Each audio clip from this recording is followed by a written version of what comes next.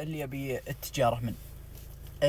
التجارة من بس أبشركم جبت لكم شيء إن شاء الله بإذن الله من بعد الله سبحانه وتعالى يخلي اللي ما هو تاجر واللي يبي ذرية صالحة إن شاء الله يرزق فيها بحول الله وقوته.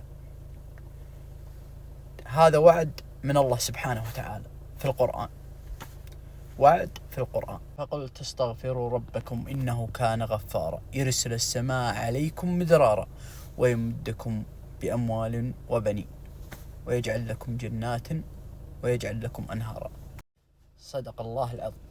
يا جماعة الخير استغفروا. أقل شيء ترى ما تأخذ من وقتك شيء، هل 100 أو 200 أو 300 استغفار باليوم، والله أنها ما تأخذ من وقتك شيء.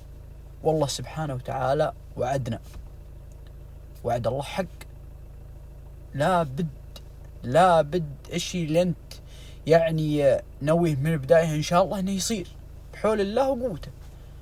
فهذه أفضل تجارة يسخر لك الله سبحانه وتعالى أبواب ما حسبت حسابها، فلا تستهينوا الاستغفار.